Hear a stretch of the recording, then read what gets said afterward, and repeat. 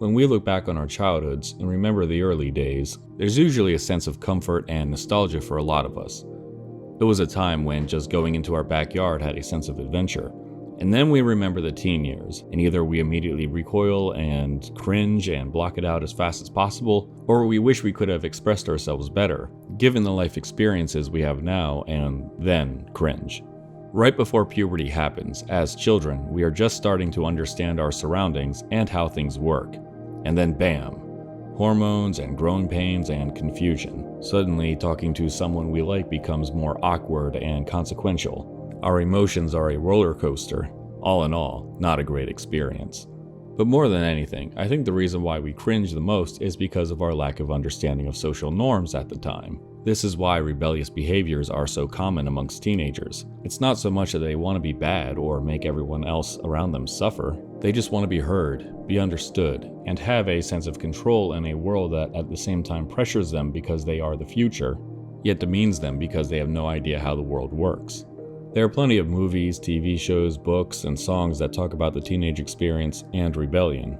But above all the ones that I've experienced, only one has truly stuck with me throughout the years as particularly devastating and sympathetic.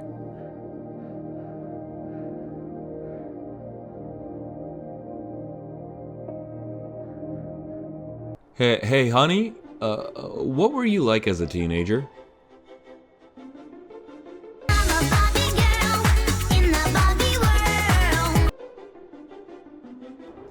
Anyway, the film Babel came out in 2006, was the third directorial film of Alejandro González Iñárritu, and concluded what he described as his trilogy of death films. So yeah, cheery.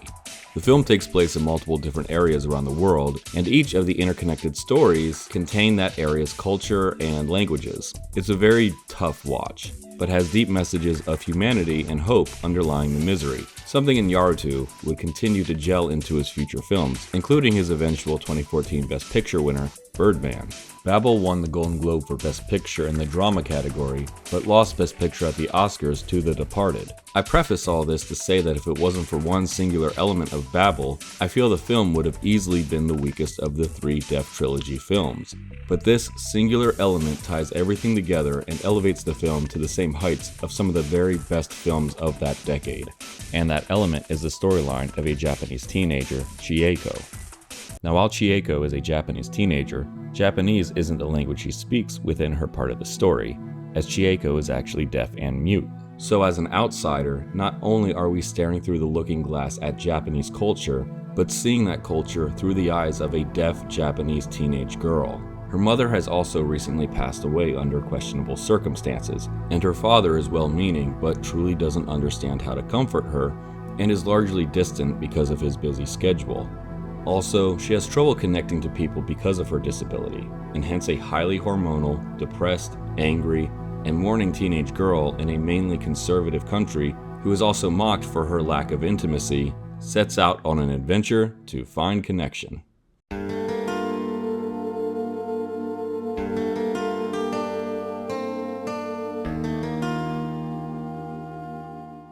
And well, everything that happens to this poor girl is cringe and discomfort personified. She lashes out at a ref and her friends over a bad call during a volleyball game, berates her father, tries to seduce her dentist of all people, yeah, that doesn't work out, flashes a group of young men who initially dismissed her out of discomfort, and then doesn't wear undergarments when her best friend comes to retrieve her for a night on the town. Again, these aren't the acts of a bad person. This is still at her core a disabled child going through adolescence in a world that is not only taking things away from her, but actively rejecting her, and then shutting her down when she tries to rebel against it.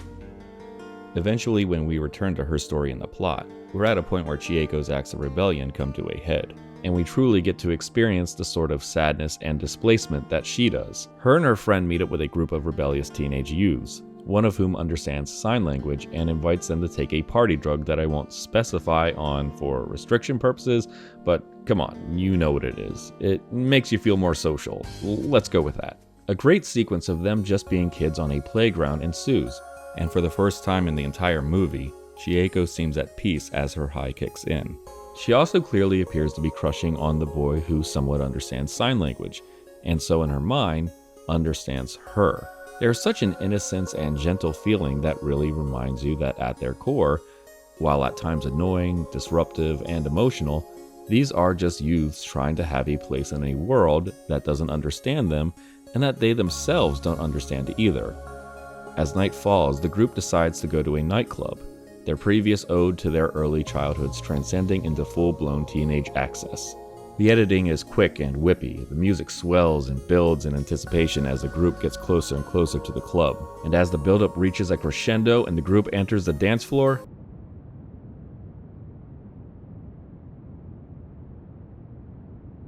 you are immediately reminded of Chieko's disability and disconnect from the world.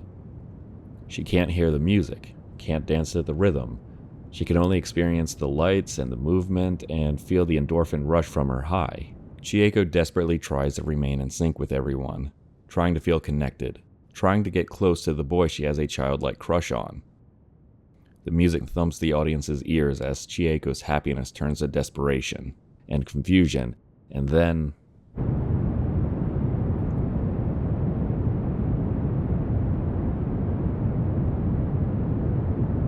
not only can she not feel that genuine connection to her surroundings due to her deafness, not only was she just rejected by a boy she was crushing on, but her best friend, whom is also deaf, was able to achieve what she could not. Chieko is more alone in this moment than she has felt in the entire movie. Even when she waves goodbye to her friend, there is no protest. No one in the group tries to stop her. She really is alone. As the drug wears off and Chieko walks dazed and silent back to her home during her come-down, we as an audience feel the same amount of disconnect, discomfort, depression, and hopelessness that Chieko does. We've all experienced this. Just when we feel we are starting to be accepted, to feel connected, to be understood, the rug is pulled out from under us. Chieko contacts a police detective whom had previously inquired to speak with her father about a weapon that connected him to the overarching narrative of the story. Chieko thinks it's about the circumstances that involved her mother's self-inflicted passing, but she is also attracted to him, and after her experience at the club, is desperate to feel something from somebody. The following scene is a tense and uncomfortable sequence, as Chieko is subsequently trying to allure the detective, while also desperately trying to defend her father, not knowing what the questioning is about. Even after rebelling for the entire previous sequence of events, we see genuine concern from Chieko about the well-being of her father, the one person in the world she truly has. After one last failed attempt to physically connect with the middle-aged detective, a nude Chieko finally snaps and breaks down. There is something so visceral about the way that Chieko cries out. It is the first time we actually hear her voice, and it amplifies literally every type of hurt in her screams. Her anger, her sadness, her loneliness, the loss of her mother, the disconnect from her father, the lack of physical and emotional intimacy. All of it. Chieko lets it all out. The detective responds by giving her his jacket and comforting her, rather than fleeing from her or being outright repulsed. Chieko gives the detective a note, expressing herself in a way her attempt at seduction failed to do so. Her father returns home to find a still undressed Chieko on their balcony, staring off into the distance.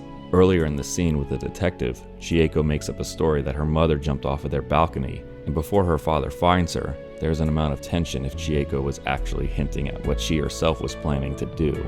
We feel relief as Chieko's figure comes into frame, but her father is confused at the sight of his unclothed daughter.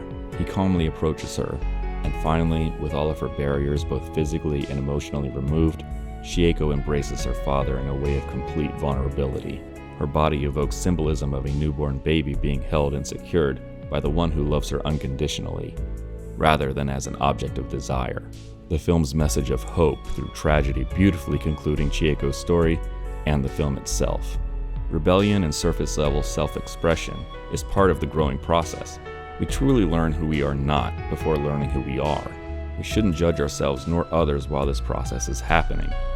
At the end of the day, as long as we learn to appreciate the aspects and people of our lives that are there for us no matter how much we fall short in that journey of self-discovery, then we are truly never completely lost or alone.